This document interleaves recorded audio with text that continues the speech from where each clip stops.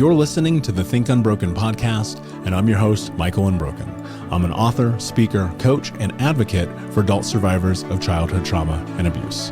In this podcast, you will learn how to transform your trauma into triumph, turn breakdowns into breakthroughs, and go from victim to being the hero of your own story. You can learn more at thinkunbrokenpodcast.com, and of course, check us out on Apple Podcasts and Spotify at Think Unbroken Podcast. Sometimes the most difficult thing that we do in our mental health journey is face the reality that we live in. For a long time, I looked at life as this idea that it wasn't real, this wasn't happening to me, this was not my problem, I don't have to deal with all of the ramifications of my past. Depression is fake, anxiety is fake, bipolar is fake, all mental health is fake. That's what I used to think. And for me, what I realized looking back on that is that was a survival mechanism. It was a defensive mechanism, leveraging my own personal box, if you will. If I put my mental health into a box, I realized that it was keeping me protected. Growing up, the thing that I always looked at was, if mental health is really a problem, then why isn't everyone suffering? Why is it only these pockets of people? And then I started thinking about it more deeply, and I was like, well, that's the case scenario for everything. Even though there is suffering in the world and we see it on these grandiose scales, it's not always something that hits home. And the older that I got, the more deeply I had to step into my own journey and uncover the reality that in this life, I have been depressed, I have been anxious, I have been suicidal. And it got me thinking about, how do you really understand this mental health game when your whole life you've been trying to convince yourself that you're okay? Like, how do you actually go about a healing journey when you spent years trying to stuff down all of the pain, all the suffering, all the hurt, all of the turmoil, and pretend like you're fine? And then it dawned on me, you don't. You can't. And it's impossible. And so my hope today is that what you will get out of this conversation that I'm having with you in this one-on-one, think of this like me coaching you right now. Let's say, for example, you came to me with a question that many of my clients come to me with. And you said, Michael, I cannot seem to overcome my own suffering. I'm depressed. I'm anxious. I'm insert whatever. Can you help me? My answer to that question for anyone who I've ever worked with has always been no. I know that's not the response you were expecting, but the answer has always been no, because I tell people this: all I can do is show you the path. That's it. That's all I can offer you. I cannot change your life. I cannot force your hand. I cannot make you become the hero of your own story. But what I can do is I can be here to guide you. I can be here to support you. I can be here to show you possibility. I can even be here in those moments in which you need me the most to help you move through and navigate the problem that is directly in front of you. But what I can't do is be the one who takes the action. And so someone will come to me and they'll say, Michael, I feel this way about the world. And I'll ask them a very simple question. And that question is, well, is that true? And what I mean by that question is not, is your feeling or are your feelings true? What I mean is that the reality that you live in? I remember once I was feeling unbelievably depressed. Like, this was after I had to come to allow myself to believe and understand and rationalize that depression was real. I was struggling so hard. I couldn't get out of bed. I couldn't seem to take care of myself. I couldn't brush my teeth. My health was in shambles. My relationship was terrible. My money was terrible. Everything was not working in my life. And I had to sit in the reality. I was suffering a massive bout of depression. And here's what I took from that. And this, again, this is my own experience. I'm not saying this would be your experience, but what I took from that was that this thing about depression was this unbelievable feeling of sadness, of hopelessness, of lack of interest. There was no pleasure in anything I was doing. I'd lost my appetite. My sleep was a wreck. I had fatigue. There was difficulty in everything that I was doing, and the levels varied day to day. And it wasn't until I would be around other people that I would realize, like, oh, I'm not depressed in this moment. I don't feel whatever those normal lingering feelings are when I'm using my energy to be in connection with other human beings. And then I would go back home from whatever it was. It could be a ball game or hanging out with my brothers, or it could be going on a date, or any of the litany of things that we do as human beings. But I would go back home and I would be in bed and the lights would go out, the music would go off, and I would be with myself. And it was like, boom. Those feelings of hopelessness, of sorrow, of lack, of fear would come up, and I would sit in them. And this was one of the most difficult things that I had to do in my journey, was recognize the reality of the life that I was in. And I started going deeper and deeper. Now, therapy played a pretty significant role in this for me, because what it allowed me to do was have an understanding. This is the framework that I think is so important in therapy, is like creating an understanding of what is happening in your head. It was through practical action, having a coach and having a community, that is what pulled me through. Now, full transparency, I will say this because I've said it before. I did try medication for a very, very brief period of time. I think it was maybe around a month, maybe a little bit longer than a month. And it made me crazy. So I am going to caveat everything that I'm about to say with this. Medication did not help me. What did help me was a series of things that I had to do to make sure that I could take my life back and control back from depression. And so the question becomes, what are things that I can do to overcome depression without medication? And that is what was in my head. I was like, okay, cool. If I can somehow overcome this thing that's in my head and I can create change, what would that look like? Like, what would start to transpire? What would take place? And ultimately, what I came into was this understanding that there were like these handful of things that I could do. And I'm going to start this with a list, because I think that this is always important, right? I'm one of those people, as you know from the show over the years, I have created lists, and this is a list of things that I've done in my life to overcome depression without medication. And what's really interesting is that there was a Newsweek article about depression medications and anxiety medications. And what this article found is that antidepressants work better than sugar pills, which are placebos, only 15% of the time. I'm going to read this to you again. So in Newsweek in September of 2022, they released an article that antidepressants work better than sugar pills, which are placebos, only 15% of the time, which means that we have been lied to as a society, as a whole, that medication is the solution for depression. In fact, I'm going to read you this because I think it's really, really important. In 2019, so it's a little bit of an older study, in 2019, 1 in 8 Americans, 43 million people, were taking an SSRI, and those numbers have risen again and again and again. And here is what is so fascinating about this. More than 60% of those people, about 26 million people, have been taking those drugs for more than 2 years. 26 million people. These medications, and this is my opinion, right? And I'm not a doctor. I always like to preface this.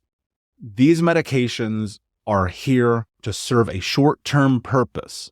They are not long-term efficable. You see this again and again and again. Go check out the Newsweek article that I just laid out to you, okay? I felt the tremendous amount of overwhelm, for lack of a better term, the second I tried to take these medications. All of my symptoms heightened to the point where I thought I was going insane. And so even though doctors always say, consult me, don't get off the medication, these things are dangerous, which again, guys, context, I am not a doctor, don't listen to me. I took myself off of the medication at my own volition because I knew that this was making my life worse.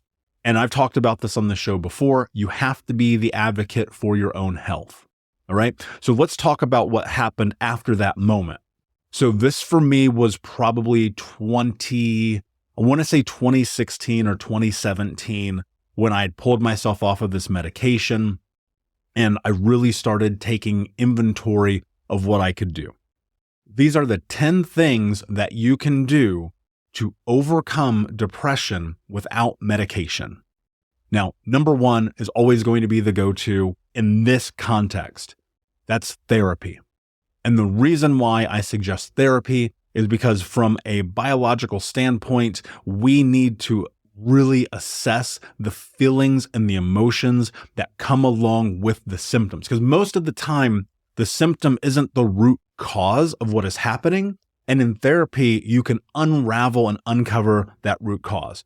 You may find that the reason that you're depressed isn't even the thing that you thought was the reason, right? You're like, I broke up and then this relationship ended. And then you're like, wait a second, maybe that's not the reason.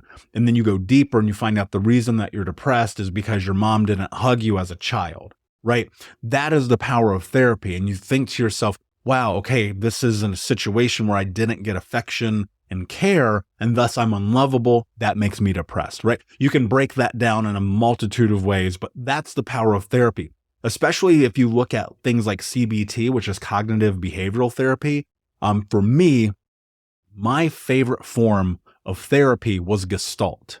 And the reason why is because Gestalt created this dynamic framework that helped me understand why, like at the root cause of everything, why I was suffering so much depression and anxiety. And it is through Gestalt therapy that my life changed forever. Hands down, the best therapy that I could do. Shout out to my therapist. You know who you are. The number two thing that I would do if I was trying to get rid of depression without medication is I would exercise. I would move my body with intention every single day. There are so many research articles and PubMed docs that have been published over the course of especially the last 10 years that there is a direct correlation between physical movement and mental well-being. If you are sitting around all day long, I promise you, you are exponentially increasing the opportunity that you're going to be depressed or anxious or deal with a lot more mental health strains than you probably would if you were physically moving. Now, there's a lot of different ways you can get movement in your day. And if you're not capable of really intensive and vigorous exercise, you can do so many different things. And I think the thing that you have to look for here is how do you be solution oriented? Like how do you make the exercise happen every day that's reasonable in your life in a way that is sustainable, right? For some people, and this was me, it's going to be yoga and CrossFit and MMA and softball and pitch soccer and the whole, like I went hard in exercise. I mean, I still do, right? But then when I first was like really trying to navigate it, I started joining clubs. I started going to build community. I started putting myself in a situation where I was being physical with other human beings. That was a game changer for me. It's still something I do to today. The other thing, and this is super simple, very low cost of entry, go buy a walking treadmill and put it in your house or at your desk at work and get some miles in throughout the day. If you look at our biological and physiological just being as a human, we were meant to move. We were meant to walk, to run, to jog, to stand, to sit, to squat. And if you're just sitting all day long, you're not using those other elements that your physical body was created for. The walking treadmill, for me, has been a huge game changer. Even though I go to the gym every single morning, I will still walk 5 to 7 miles a day on the walking treadmill. So, exercise, number 2, unbelievably important. Number 3 is looking, and here's what I will say. Number 3 is get a coach, right? So here's the intervention, the way that I look at it. You have a therapist, you're moving your body, you get a coach. Why do you get a coach? This is the most important thing that I realized when I started investing into coaching for my own life. It is the same thing that the people who I coach have started to understand deeper as I've coached them over the years. This is thousands of people. When you have a coach, not only do you have someone who has walked the path with you, before you, and will after you, you have someone who's going to support you in your journey. Now, look, don't go hire a coach who has never done the thing that you're trying to do. That does not make sense. That is not going to end well. I can promise you this. You're going to be like, why in the world did I do that? If you had significant childhood trauma and you're trapped, you want to get unstuck, you want to let go of self-doubt, you want to overcome it, create personal boundaries, learn how to really interrupt the processes of your mind that keep you from going to the next level, you hire me. That's what you do. You go to thinkunbroken.com, you have a coaching session with me, and we see if we can fit you in somewhere into the programs. If you're trying to learn how to cook, I'm not your guy, right? And I think that's the thing that you have to have is you have to discern that down and really recognize the power of a coach, but most importantly, working with the right coach. Because for me, like I bring a level of intensity that most coaches don't.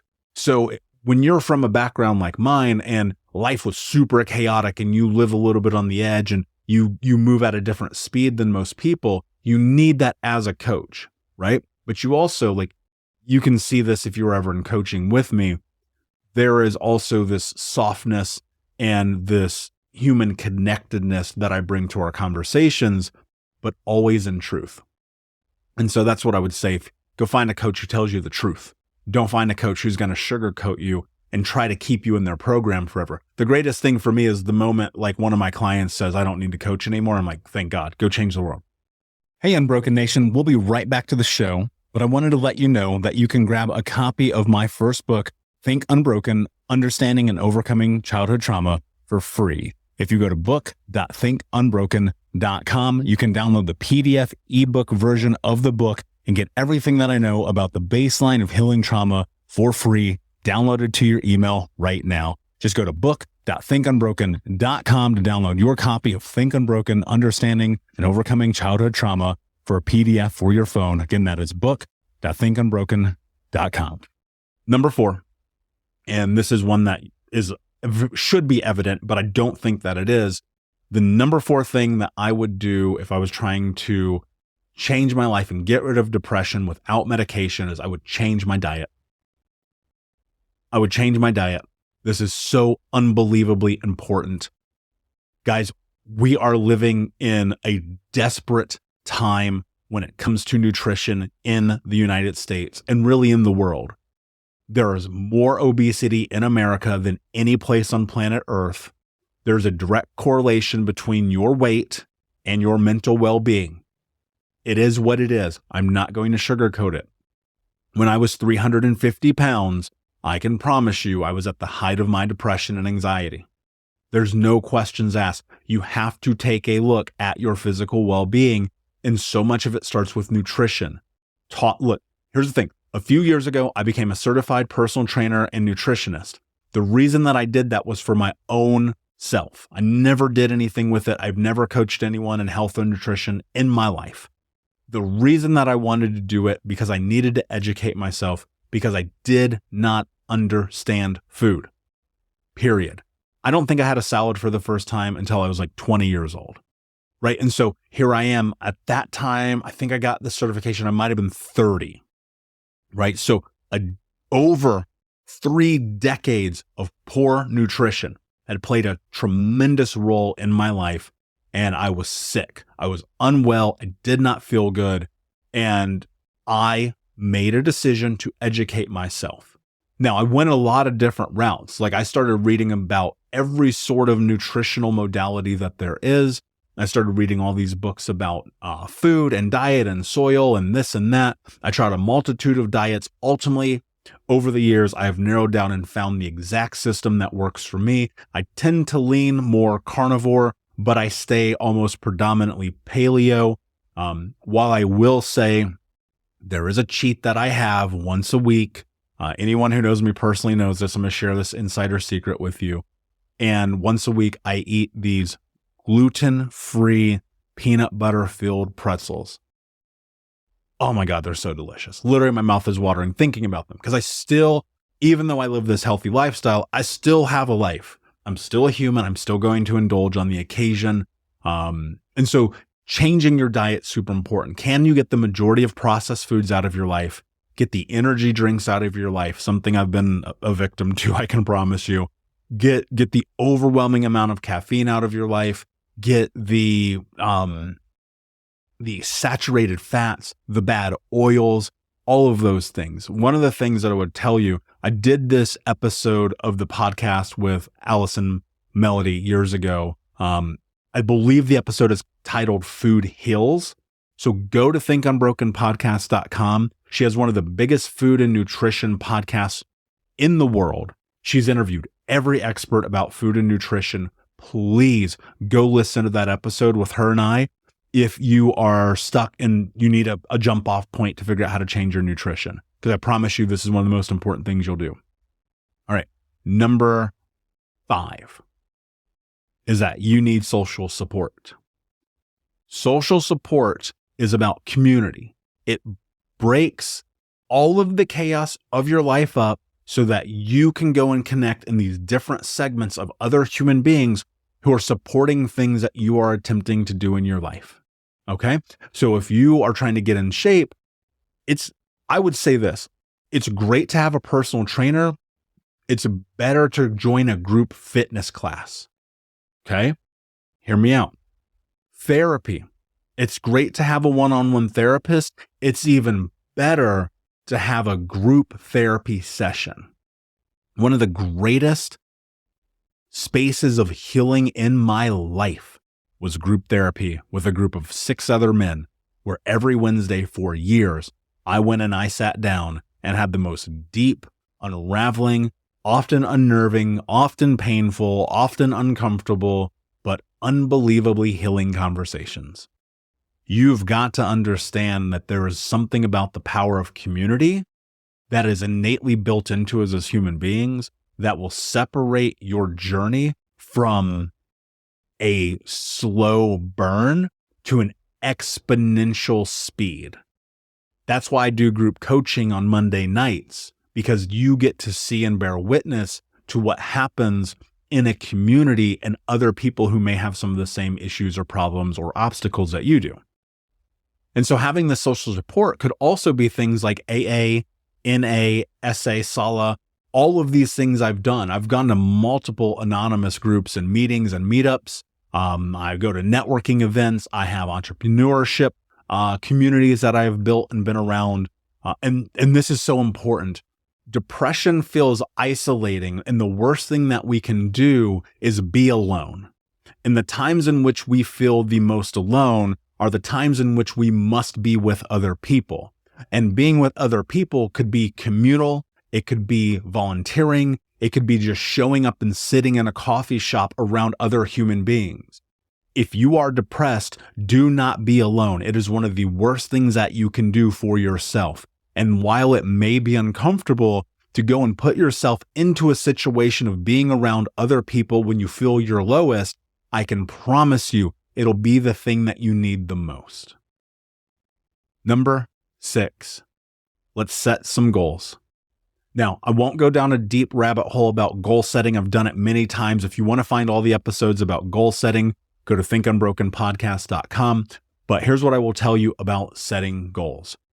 When you set goals, you have something to strive towards. When you are depressed, when you are in this space where nothing in your life is moving forward, you have to force your hand. This is the reality of the journey. Most people don't want to admit this, but if you are stuck, you need to get a shovel. You need to pull yourself out of the muck and you need to progress into something. I know it is I know that it is easier said than done because I've done it. At the beginning of my journey, the hardest thing that I did was brush my freaking teeth. Today, I speak on stages, I record podcasts, I coach thousands of people. Most importantly, I take care of myself. I set goals in the beginning that were about self-care. Today, I set goals that are still about self-care, but also that are about creating a massive change in the world. You need something in your life that pulls you into the future. And so, again, I won't go beyond that with goals. Go search goals on the podcast website, but go and create something that pulls you into the future.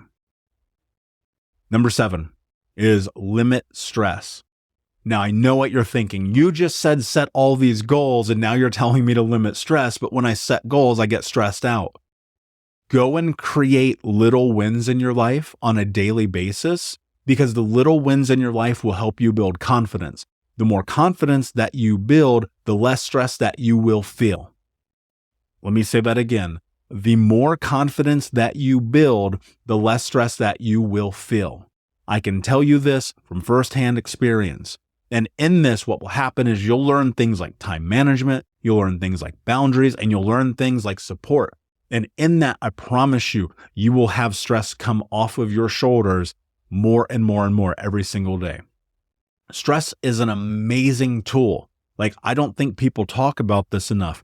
There is a tremendous power when you leverage stress in the right way that helps you create change in your life. We need a little bit of stress. It's the same thing as like coal under the right amount of pressure and heat turns into a diamond. You, under the right amount of pressure, will turn into the hero of your own story. And so you need a little bit of stress, but you need to pay attention to your physical body, your mental well-being as you're going through whatever it is that you're in right now, because sometimes what you actually need to do is to pump the brakes.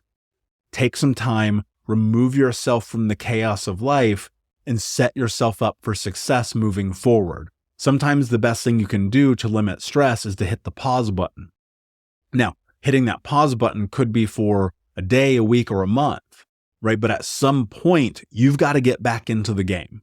The timeout has to end, and you have to start moving forward again.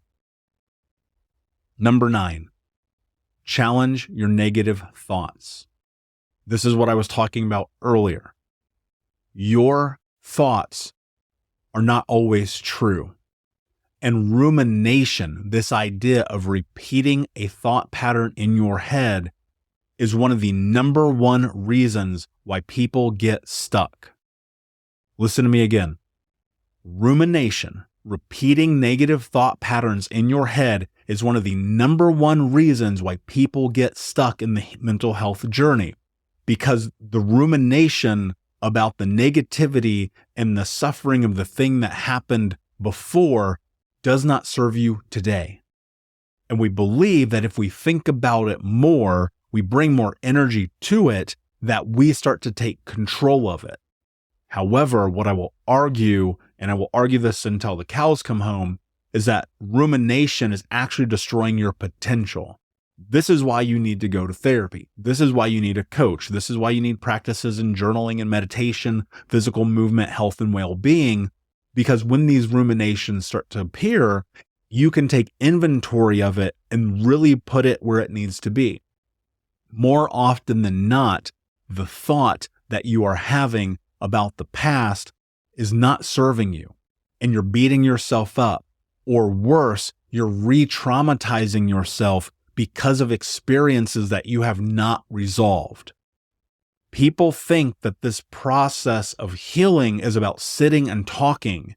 It's really about a somatic approach, a mental approach, a physical approach, an emotional approach, and a spiritual approach that is going to help you shift those negative thought patterns. If you are trapped in negativity, the thing that you need to do right now more than anything is change the way that you think by challenging those thoughts and simply asking yourself, is this true?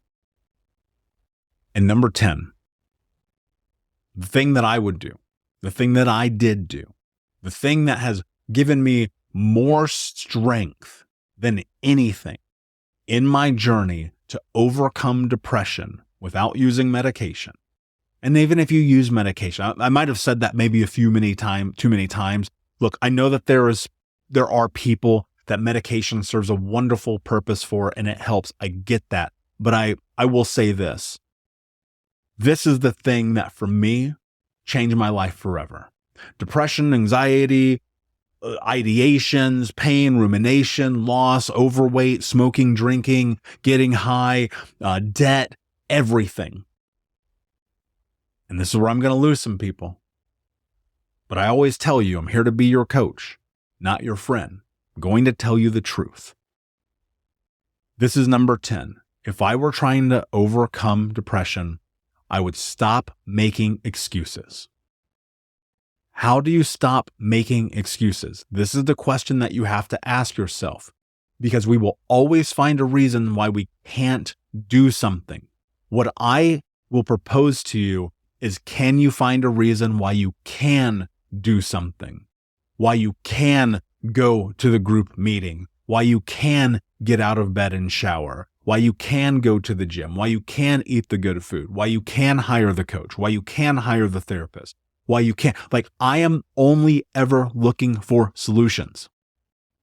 There are 1,000,001 excuses that you can come up with for why you cannot do something.